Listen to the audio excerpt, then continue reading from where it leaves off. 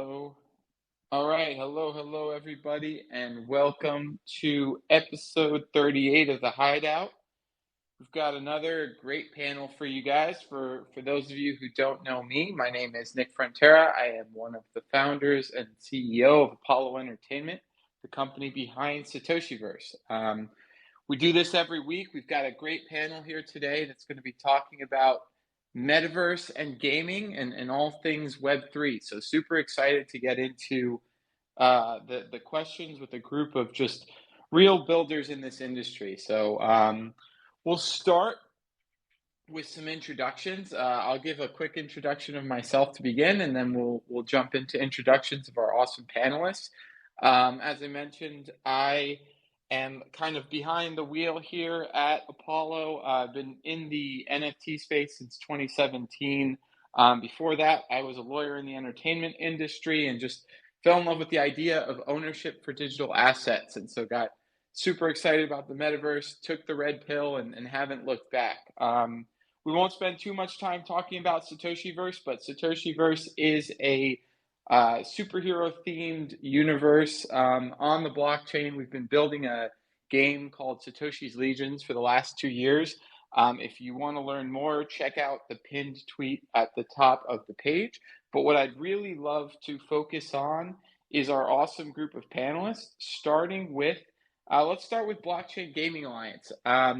If you could just give us a quick introduction, tell us about what you're building, then we'll go through everybody, and then we'll jump into the questions. Hey everyone, hey, I'm Flav from the Blockchain Game Alliance. Thanks a lot for the invite. I'm Flav, Director of Global Development of the Blockchain Game Alliance, the BGA, which is a non-profit organization committed to promoting blockchain within the gaming industry. So our core mission is really to expand the reach of the blockchain technologies within the traditional, let's call it that way, the traditional gaming industry. So the way we do that is we gather professionals involved in the space, either the blockchain space and the gaming space, game companies, but infrastructure as well, law firms, VCs. And the main goal is to make it easier for everyone to meet with each other, connect with each other offline, online, through the activities that we organize. But also our goal is to promote them, give visibility about what they're doing, who they are as well. So yeah, very, very looking forward to our conversation about blockchain gaming, because there is a lot to say for sure. Absolutely, Flav, and I'm super excited, as you know, about the work that you guys are doing. Satoshiverse and Apollo recently joined the Blockchain Gaming Alliance, so super happy to be part of the group, and really love the work that you guys are doing to push the space forward. Let's see, do we have Phantasma Chain on here? For some reason, it's showing me something weird on my end, but are you able to Yeah, speak? am I here? Can you hear me all right? All right, great. Perfect. All right, I cool. hear you all right. Must just This be is my my first phone. foray into Twitter Spaces on the PC, so I'm just glad it finally works. I have to use my phone. Thank you so much for having me. My name is Doc. I work with Phantasma Blockchain at phantasma.io. We are a layer one blockchain focused on entertainment, gaming specifically. And I'm just really happy to be here. My own personal journey, I was interested in blockchain since Bitcoin came out. Unfortunately, I was not smart enough to mine it on a CPU when I could. Fast forward to COVID, I got more time to really dig into smart contracts, got into DeFi summer, and quickly started to, once I got into the mechanics of how smart contracts work, see the potential for entertainment and gaming. And since then, that really kind of became my focus. I have been with Phantasma for about a year now. It's a really wonderful technology, and I'm really happy to be here to talk about it and just blockchain gaming in general. Awesome. Well, I'm really excited to learn more. Thanks for joining. I didn't even realize that that Twitter Spaces added desktop support. So that's good to know. I might have to try that in the future as well, because I'm always on my phone. But great to have you here. How about Undead Blocks? Can you tell us a little bit about what you're building and yourself? Yeah, appreciate you having us here. I am Kyle Gordon, Director of Business Development, one of the co-founders. We have built a first-person shooter that you can go and play right now that's 100% free. It's on PC and Mac. Hopefully, before the end of the year, we'll be getting onto mobile. It's a zombie shooter, player versus environment right now. We have single mode and duos. We're going to have squads that's going to be coming out as well, so you'll be able to play with all your best friends and everybody that you love. We right now have very large community, over 150,000 downloads. We're going to be having a tournament coming up at Rare Evo, which we're going to be giving away some pretty cool prizes. If you have not participated in one of our tournaments before, we have had tournaments since last July, the first weekend before July 4th, giving away $180,000 total in all of those tournaments. So trying to get people to come out, play the game. We are a very fun first-person shooter that would be a mix of Mario Kart, because you have boxes to where you can actually, that you're going to be actually to mess with your competition and actually do other things in game that's going to give you advantages and disadvantages against the other players. That sounds awesome. I'm really excited to see it, and yeah, talk more about it.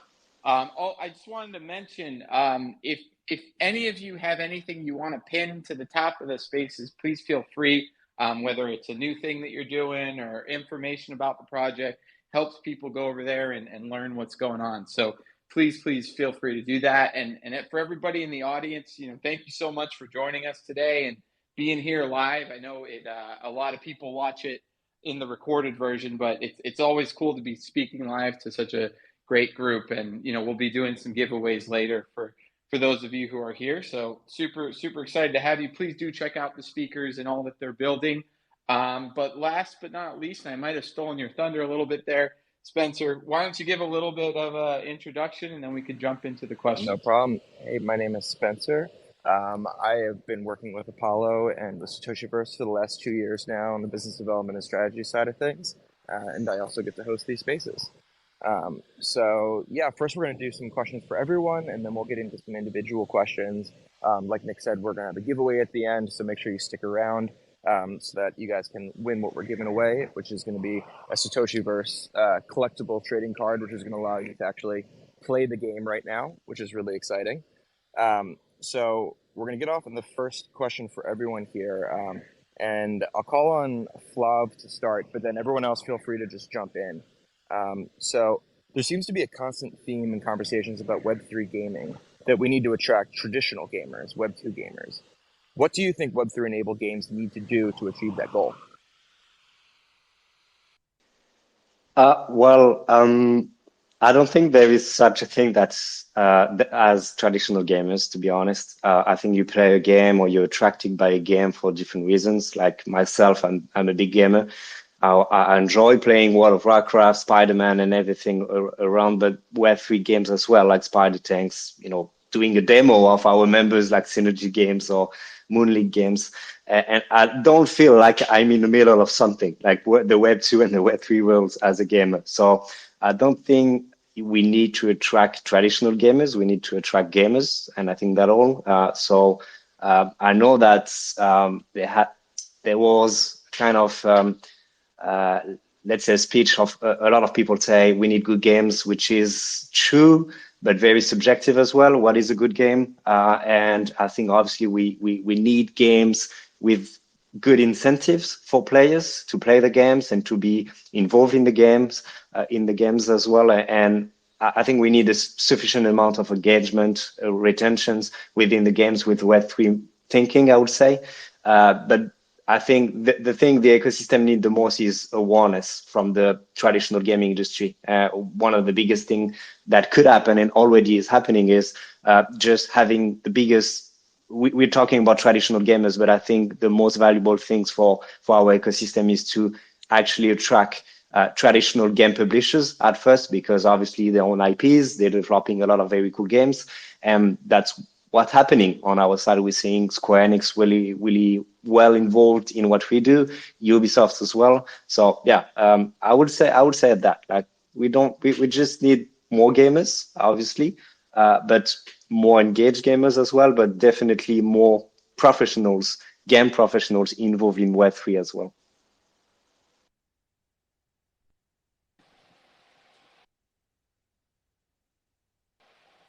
Yeah, I think I would echo, a lot of that. I think that over the last couple of years, because of the way Web3 gaming developed in the early days, I think it was easier to probably draw a difference between traditional gamers and people who were in Web3 games. I think just because uh, there was such a high predominance of kind of low quality gaming experiences that were very focused on GameFi and DeFi and just kind of the financialization of gaming. And I think that, during the early days, there was this kind of divide, which I think left kind of a bad taste in a lot of gamers, mouths and really kind of turned them off from the industry and what we were building here.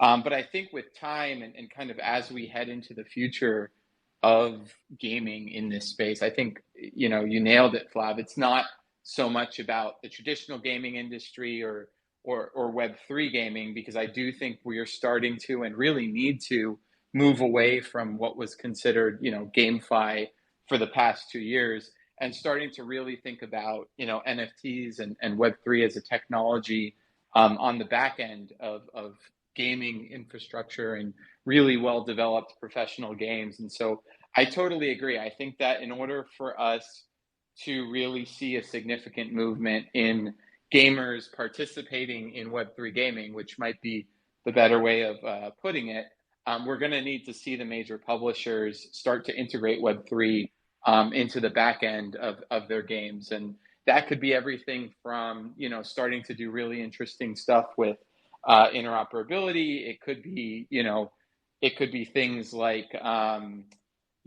really starting to play with some of the licensing deals and see if they can have, cross-platform types of agreements and, NFTs as an infrastructure. But it also could just be starting to help define what ownership means in the context of a digital asset. And, that's what gets me really excited about NFTs and not so much just in gaming, but as we move into a more digital future, asset ownership generally and specifically digital asset ownership, I think is going to become more and more relevant. And gaming is just such an easy example of someplace that we already think we own digital assets, but we really don't. And I think that, over the next several years, we're going to be defining what it means to own a digital asset, and NFTs will kind of give us the ability to do so.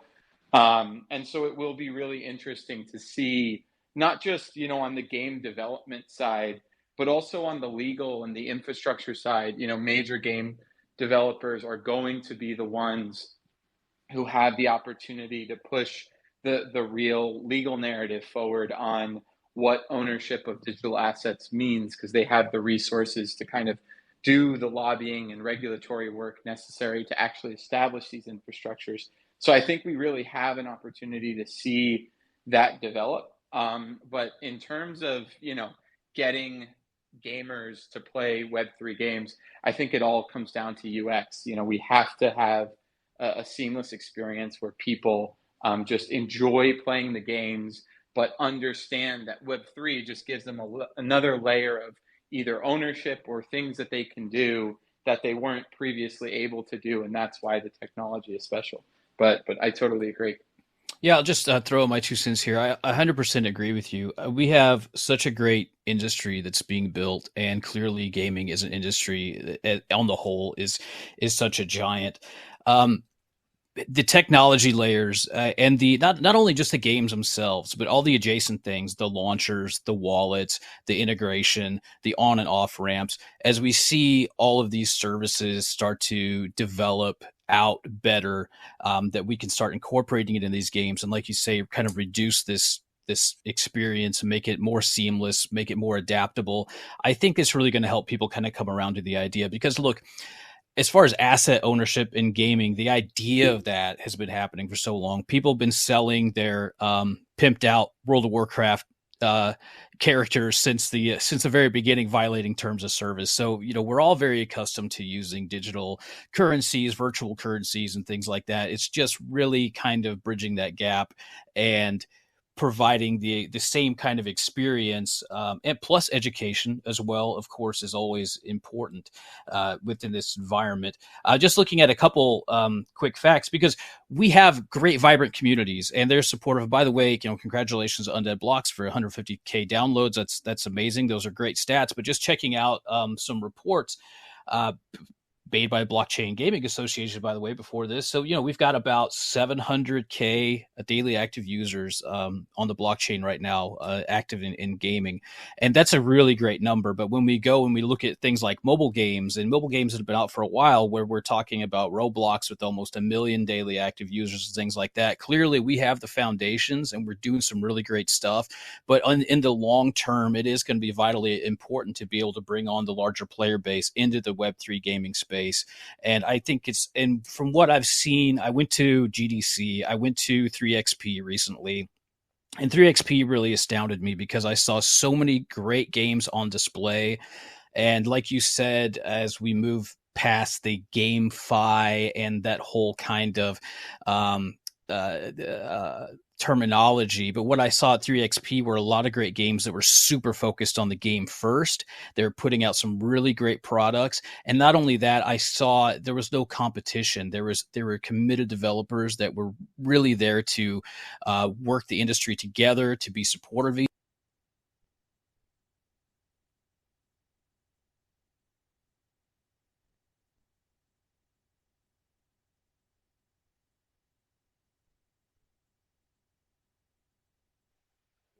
I think we might have lost you there. Is everyone else having trouble? Yeah, I also hearing? lost. Yeah.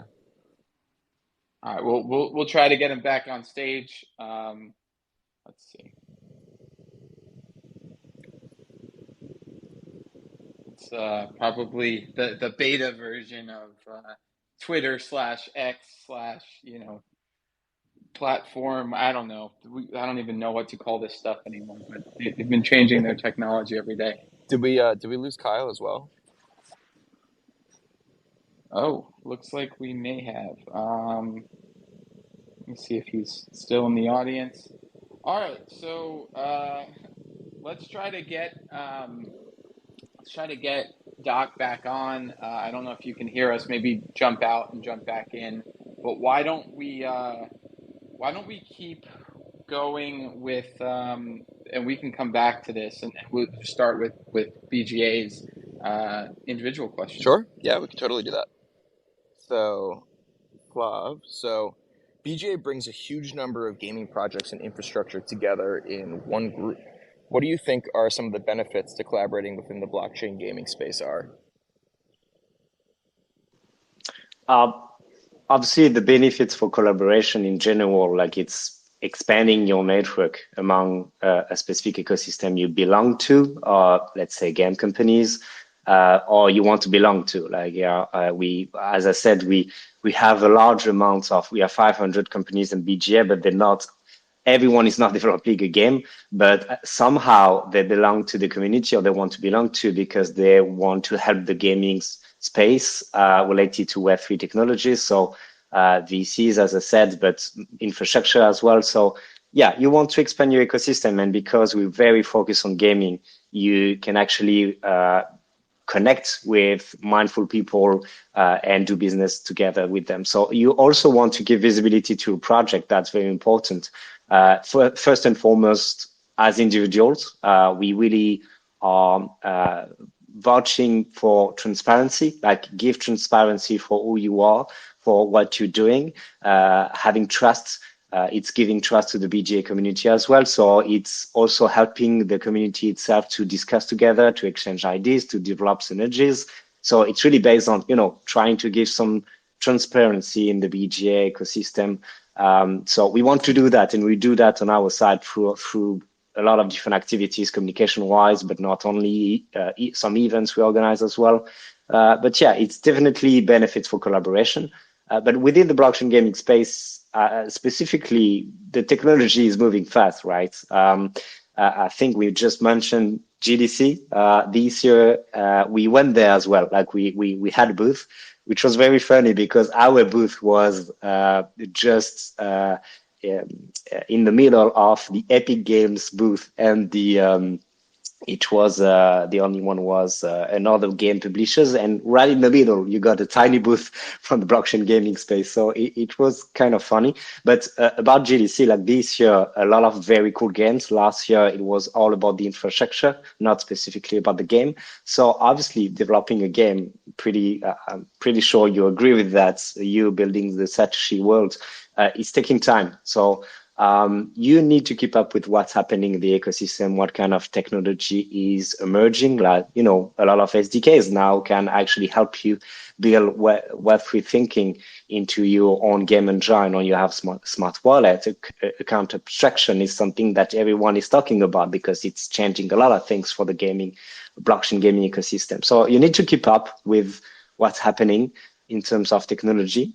Because we know we have some difficulties in the ecosystem as well, based on what a layer 1 is capable of doing, layer 2 as well. So the main thing is what we do is a lot capitalizing on our members to educate our own ecosystem, but the gaming ecosystem as well, about everything which is happening in terms of technology. And that's one of the benefits of collaborating with each other. Yeah, I totally agree. I think that's, you hit it on the head. It's so much of it is the space moving at this super rapid pace that, every, month there's a new infrastructure, there's something that is solving the problems we're faced with as developers. So, I think that the best work we've done and the best time we've spent has been going to conferences, joining groups, talking to companies that are building, and understanding how they're approaching these same problems. And we've, made a ton of headway in our own game just because we've been working with third parties. So couldn't agree more. And I think that's a huge value add. I just want to check, do we have Phantasma? Doc, are you back? Yeah, I'm back. And it looks like Yep. Kyle as well. Yep. Awesome. So I think we got cut right in the middle. You were talking, so I wanted to pass the mic back to you, and then we can get Doc's thoughts. We'll go back to the question just to refresh. We were talking about what we need to do to attract gamers to Web3 gaming, essentially. Was that for me? Sorry, to finish mine. Oh, okay. Yeah, I don't know where I dropped off. It's just a combination of, the tools, the asset, of course, marketing, and I think also we also have to kind of beat the bad rep in the gaming press that we kind of got packaged in with, along with the NFT boom and things like that. I think cracking that, the mainstream gaming press, I think that's also a big thing, and it's going to be, these standout titles. I don't know if I got to the point of where I was talking about Zynga in their announcement before my audio cut out, but I think that's a really big thing because we've got a very well-known publisher who owns multiple extremely popular IPs that have been functioning for years. They've come in, they've announced their presence. They're building something that is not specifically only tailored for the Web3, but kind of focused there. They're bringing on Web3 native teams, wisely so. And I think that with their track record, with their understanding of game economies, I'm really excited to see the model that they come out with, because it could really set a precedence and hopefully kind of open up a path for more people to start looking into, kind of bridging the gap. Yeah, if that makes sense. Yeah, absolutely. I think that it's always awesome to see these bigger publishers come in. My brother actually used to work at Zynga, so I followed them along, very closely, and it's really cool to see them entering the space. Kyle, did you have any thoughts on this before we move on?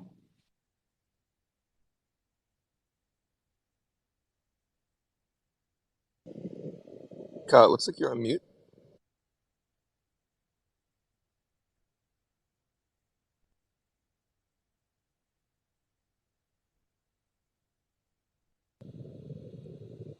Kyle, we're unable to hear you if you're speaking. I don't know, are you having the same problem, Nick? Yeah, it looks like we're getting rugged again by X. Um, let's see if Kyle, if you can hear us, just feel free Yeah, to I can jump hear in. you. There we go. All right, cool. I Yeah, come it was back just in. there we go. Awesome, awesome. We were just asking if you had any thoughts on what it'll take to get more gamers into the Web3 gaming space, and maybe given that you guys have had so many downloads and such success, maybe talk a little bit about what you guys have been doing to target gamers and bring people in, because 150 is a big portion of the 700,000 or so gamers that are playing on a daily basis. Well, if you want the real numbers, we've got 167,000 with 137,000 that we can verify has played for 1 hour. They have to go and actually verify that they're a real person through their email. That's actually the only thing that you have to do to play our game. So that's one statistic that is really standing out for us. Our tournaments also have had some amazing numbers. We've had up to 10,000 participants come out with 5 million impressions all over social media. We're going to have a big tournament again at Rare Evo Conference coming up. I think that is a large part of the things that we've done a little bit different. We had our first event that was a live tournament in Nashville before Thanksgiving last year. We had quite a few people turn up for that. It was over 1,000 at the entire event, being it was at an event, Sixth and Peabody was the name of it. It did have a old moonshine distillery inside of it, so it was a 21 plus. But at the same time, we done an event at the 1st of May with the gaming coordinator of the United States out of Texas, the Xbox, Microsoft, Lobo Gaming Fest, Gearbox Gaming, Texas A&M University. About 800 students come out to it from the school, over 157 school districts in Texas. So we're hitting the young, while we're hitting also the same age that most of us are. I'm in my 30s, the people that is predominant here in the space. We most definitely think that the future minds, or as the gaming commissioner calls it, the thirsty minds, literally are the ones to go after. They're the ones that are going to tell you what they want built, how they want it built, how it needs to be fun, how it's going to be tailored to them. They're the ones that's coming up. This event had kids all the way down to the 2nd and 3rd grade and all the way up to seniors in high school that was graduating. I even got to talk to a few that was going to school for software development. So this is something that we are really trying to go in and do exclusively. We do have a few other partners that are now talking with us after they've seen the success of that first event. We've had 17 other states here in the United States reach out and want something similar. Some of them are private schools. Some of them are actual school districts within the actual state. So it's really, really, really exciting to see the states reach out to see this actual technology for what it is. And at the same level, we believe that just more genres of games is going to have to come in. I think that everybody here agree if you play the same game over and over and over and over, it gets boring. We're working to develop some new maps in our game to make it more fun. But once again, if you continue to play the same game or the same genre over, myself, I get burnt out on it. I think when some more games come in here that are successful, that have the builders, possibly the ones that are coming in from Web2 that are wanting to sneak in and start trying to get their toes a little wet here. We've got some that are fully immersed. I think that we'll get a whole lot more players. I think when we go to mobile alone, we will be able to go from that 167,000 to 1 million downloads.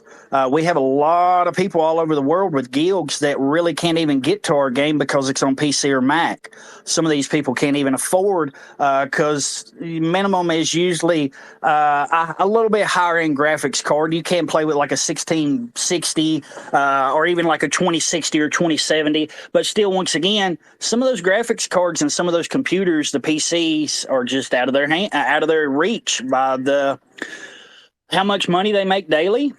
And just also where they travel so much and move around, things like that. So going to mobile, I think for some of these games is going to be huge. I know for us it's going to be massive. Doing more events, coming out, having more fun events, more giveaways, doing that with more partners. We're going to have Son Sound that's going to be providing some really cool headphones that they have built with technology here in the realm of blockchain. If you have not checked out Son Sound or Spear One, make sure you check out those two sponsors. It's going to be sponsoring our tournament coming up for Rare Evo. But we're just trying to keep it fun. We're trying to hit everybody's mind. Literally, my mother has played our game. She's 62. I've got other people that is older than that have played the game. The biggest thing is going out and getting not so much in people's face, but just letting them know, hey, there's other technology here. There's other things being built. When we were at 6th and Peabody, our first event, you would be amazed at how many people did not know anything besides Bitcoin, Litecoin, and Ethereum, especially on the bar side, on the side that was there to watch the sports games and really didn't even know that there was a tournament going on until we set up. And then they were like, what the hell is going on? And we had this whole little space over here that you could play the tournament, had 6 PCs set up. And a lot of these people were just amazed that there was real products that you could actually play. It blew them away that you can play our game with a PlayStation or Xbox controller. That's something also is bringing that normalcy to the player. If they don't want to play on keyboard, if they make sure that they have options. That's something that we're also trying to make sure is that they have lots of options to where they can come in, play. It's tailored to them, and it's completely fun. I love it. No, that's awesome, and I think great advice for people building in the space. So really appreciate that insight. Awesome. So just want to move on to the next individual questions here. So the next one is to Doc. So Phantasma features smart NFTs, which allow game developers to dynamically update the NFT's metadata while maintaining certain immutable traits. Can you tell us a bit more about smart NFTs and why you think having dynamic metadata is particularly useful for gaming? Yeah, 100%. And just really quickly, just to what Kenny said, man, I just absolutely love everything you said. I love the initiative. I love that you're getting out there. It's so good to hear. And I think you're absolutely doing the right thing. So smart NFTs. So Phantasma is not an EVM blockchain. We're actually built on a C# compiler. And that's an important distinction because it actually allows us to do some different things with our NFTs that you can't do with the ERC 721 or ERC 1155 when you think about things like updatable metadata. Traditionally, with updatable metadata, you have to pull those things off chain from a database or whatever, and those to update these things. With the Phantasma NFTs, they're different. They have an immutable ROM layer, which will be on chain, always persistent. And then they have a programmable RAM layer. So we actually have a Unity SDK. So for a lot of people who don't build games, a C stack or C# stack with Unity is a very common developer stack for building games. And we have a Unity SDK. So what that actually allows you to do, our NFTs have lots of different calls and flags and functions you can do that will actually allow you to make direct calls from the game in real time to the NFT to update stats. So if you have a weapon that degrades over time, or if you have a player character that you want to have stats that constantly adjust and update, you can do that. And since we are low cost layer 1, our transactions cost about 0.002 cents or something ridiculously funky low. We can do that in real time with low onboarding without having to bridge funds or things like that. In addition to the smart NFT updatable features, we have things like self-burnable NFTs. So if you had, let's say, an item in a game that was a power-up that had a limited time, you could actually have that as an NFT that would burn after a certain amount of time or a certain block height. Of course, this could also be used for things like subscription services outside of gaming. So any kind of really entertainment-based features. One of the other great things that Phantasma NFTs can do are they are nestable and stackable. So with games like 22 Racing Series, which is out now, so if you had a car, which was an NFT, and you have 22 components that make up that car, wheels, transmission, tires, steering, whatever, and those are also all NFTs, what Phantasma allows you to do is actually nest those together into one thing. So if you were an RPG and you start out like, hey, I'm the naked guy in my underwear, just like every RPG in existence, every time you get a piece of armor or a hat or a sword, those are all NFTs and those get forged together. We could also mint liquidity into NFTs. So you could actually have liquid-backed items in your game that's deeply tied into your economy and things like that. We do have some great projects building on Phantasma right now.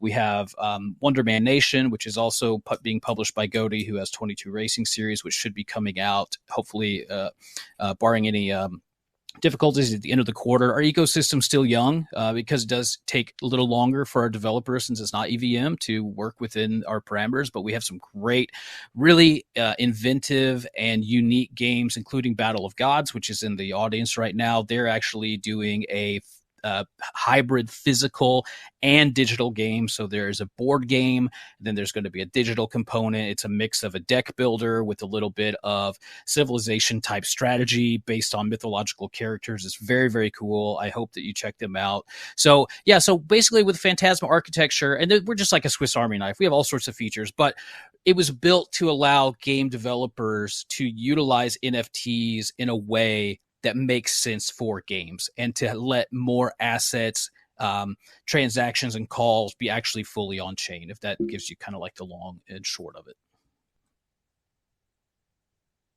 It does. That's super, super exciting. And my mind is kind of reeling with all the different possibilities of different things you could do. So definitely excited to see what all the different games that build on Phantasma are going to be able to do.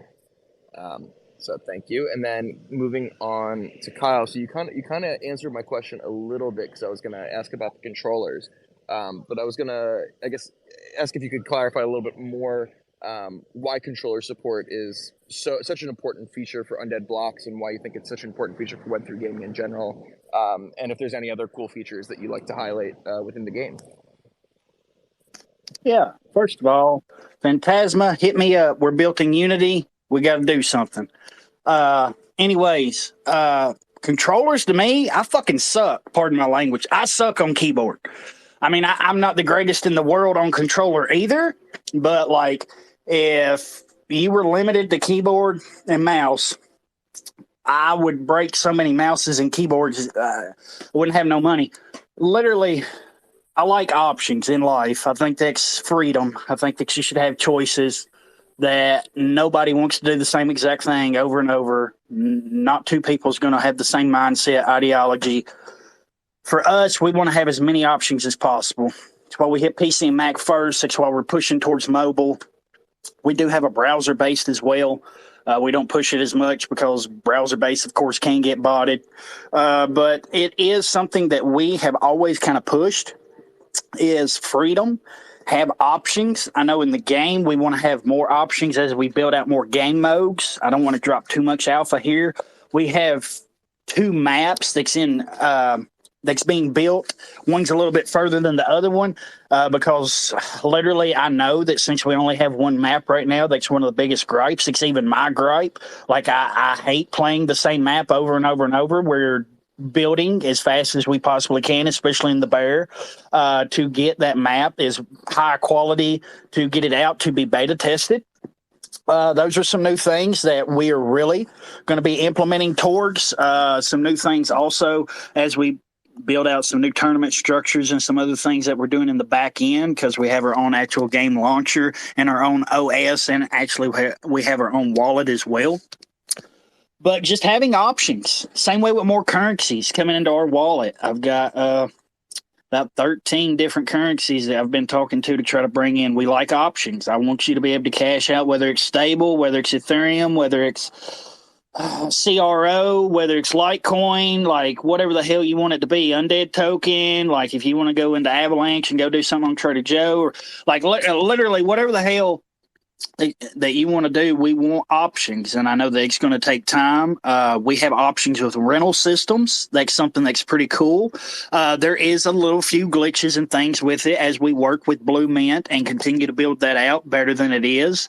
But something that, say that you had a zombie killer pack, one of our Genesis NFTs. And you had to go to work, or you had to be here on these spaces, or whatever you had to do, you could not actually play all day long like you're wanting to do. But you got a niece or a nephew that can. especially since it's summer break or they're about to go back to school, they can, almost play still all day. So you can rent that pack to anyone, but let's say your niece or nephew, and actually give them a split 50-50, 60-40, 70-30, whatever the hell you want it to be. And that's paid out. And at the same time, that NFT is locked within Blue Mint to where it has no ability to have malicious intent, to where whoever you rent it out to, say that it's not somebody that you know, it's somebody on the internet that you do a backdoor deal on Telegram or Discord with, and you most definitely don't want them having access to your NFT. Well, they don't have that access. All they have access to is play it in game. That's something also that we have built, but we are trying to make it better. There is a few little problems. This is all new. Blue Mint, from my understanding, was one of the first to actually even build out a rental system. I know there's some other companies that are doing the same. That's going to come out and have some competition to actually raise the actual level of what they're doing over there, at least what we believe. So that's something else cool that we have done and that we're continuing to try to do. We also have a very cool case of interoperability with My Pet Hooligan. If you have a Genesis NFT, you actually can play in My Pet Hooligan with an Undead Blocks gang member jacket. There's some more things that's going to be getting built out here for that case of interoperability that's pretty cool. But to roll into that, our third map that we're working on is actually being built or co-built with the studio that's also building a game here in the blockchain space. And it's going to be a map to where you'll be able to play our game in that map and their game.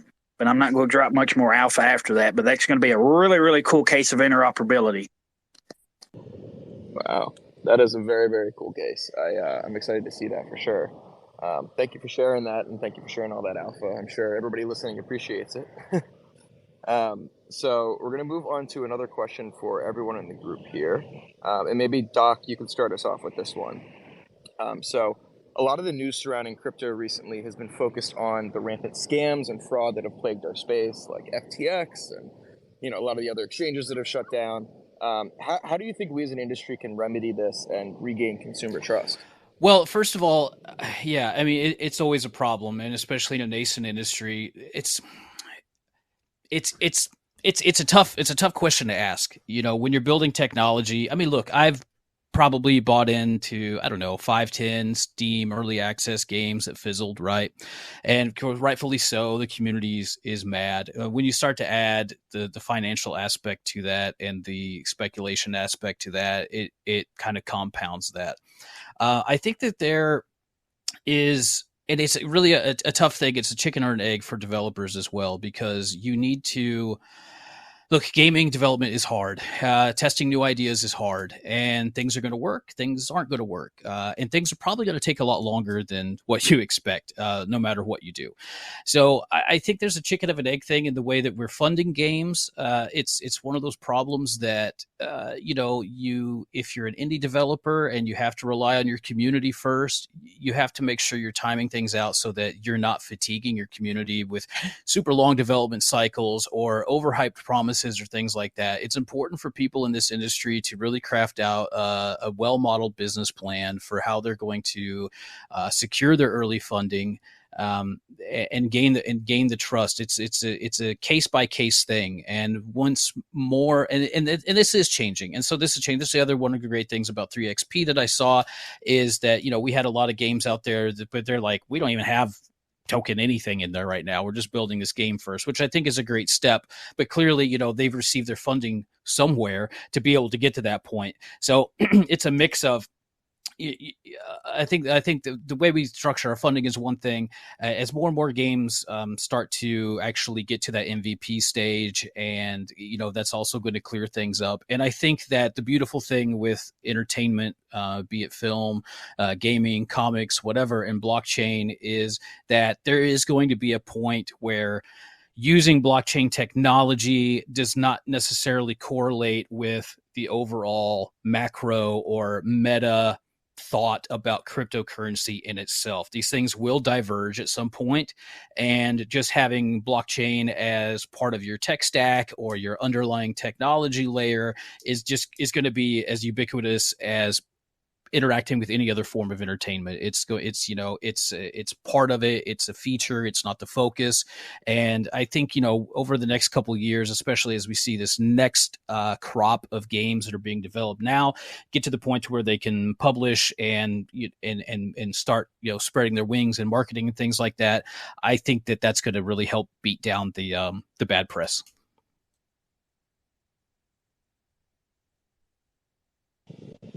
Awesome. Does anybody else in the group have anything to add to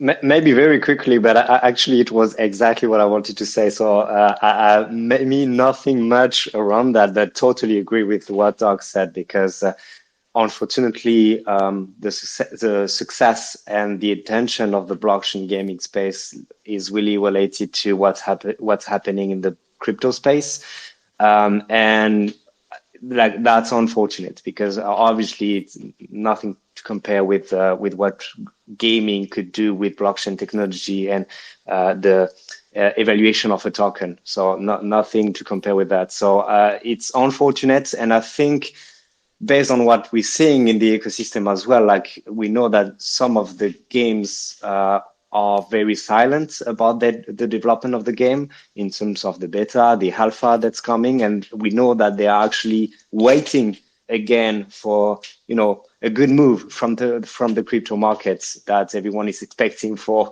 let's see for next year, but they again, some of them, they really rely on it based on what they want to release in terms of game, beta, alpha. So yeah, unfortunately, this is the case, I would say. But also agree with Doc saying that, unfortunately, also the game, we should say that the game is attractive, not the tech behind, not the Web3 thing of it. So again, coming back to attracting players, from the gaming perspective, have the best incentives to attract players, and not speaking about ownership and everything around at the beginning of the journey of a player, but try to incentivize and help him understand what it is. Like, I think a lot of games, I think we can rely, and this is a good thing, we can rely on good use case. Like NFL Rivals, in my opinion, is doing such a good thing. Like, they attract millions of players. Part of the revenue come from the secondary market as well. And the onboarding is very smooth. Like, you don't have to be interested in what's happening in blockchain to understand along the way what is ownership. So yeah, I think it will come. The haha moment for creators and players and game developers will come along the way, based on the release of beautiful games that will come very soon, I hope. Yeah, it's interesting, right? Because I want to agree with you, Flav, and I do largely in principle, but I think we're kind of faced as developers with this kind of double-edged sword, right? The problem that we face, in that, because of some of the choices and of this fraud and the scams that kind of infected even non-scam projects, with the whole PFP boom and the press that got. I think that it puts blockchain game developers or Web3 game developers in a very tough place, right? Because I think a lot of this industry has been, I think, one of its charming qualities is that it's been very supportive of indie developers, individual creators, all the different companies and people who probably wouldn't have had an opportunity to build a game, but for kind of this period of boom where they were able to essentially crowdfund a lot of the development for the space. And so I think that the double-edged sword is that, sure, I think a blockchain game would love to be able to go and say, hey, traditional gaming space, we've built this great game, come play it. But I think the unfortunate reality is that there are very, very, very, very few blockchain gaming studios or just studios generally building blockchain games that have the resources to compete for the eyeballs in just about any genre other than casual gaming.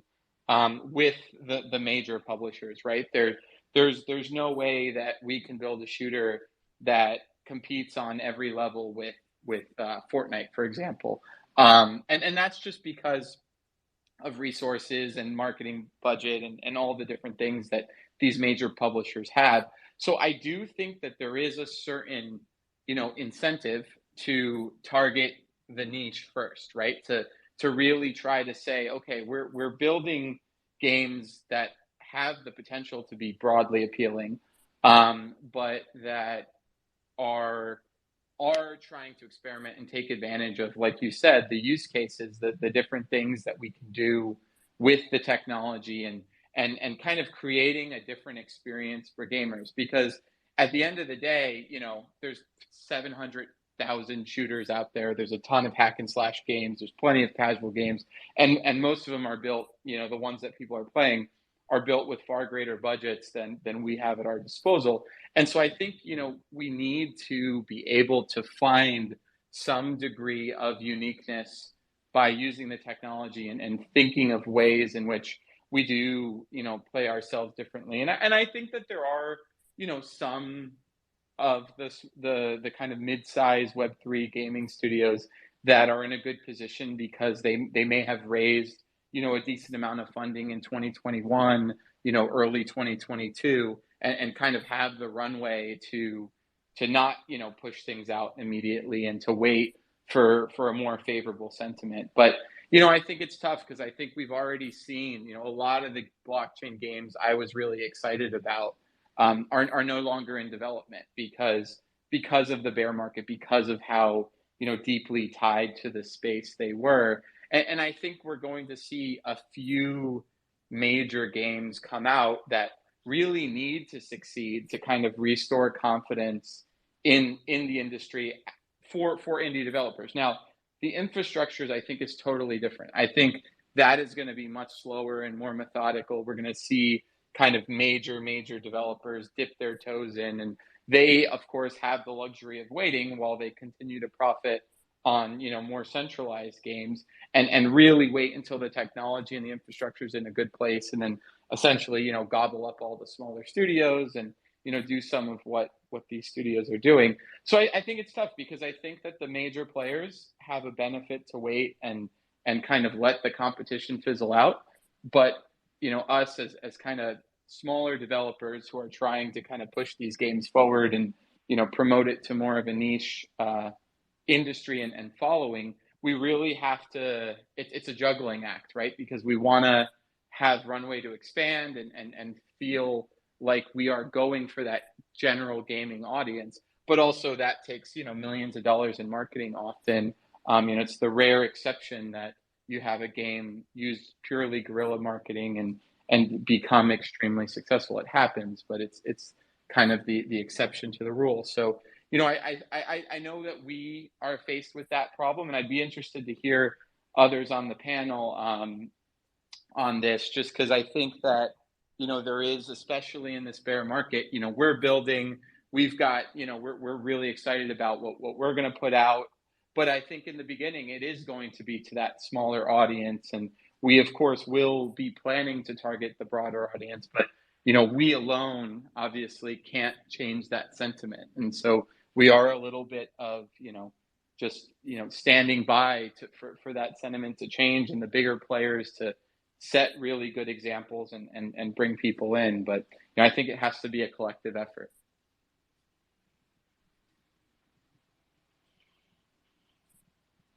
%100% correct, in my opinion. We got to do it together. We're going to have some help outside, I think, as well. I know that we've reached out from new partners, from some spaces that we've never had endeavors, from people that really know how to push out in a different way. And look at it from a different perspective. I like to look back. I like to step back and look at the whole spectrum, especially since we're in the bear. Trying to do radical ideas aren't so radical. Yeah, I think that's right. Sorry, were you finished? I wasn't sure. It sounded like it cut out. Yeah, I was finished. It's pretty much what I had to say. Cool. I just wasn't sure if we were having technical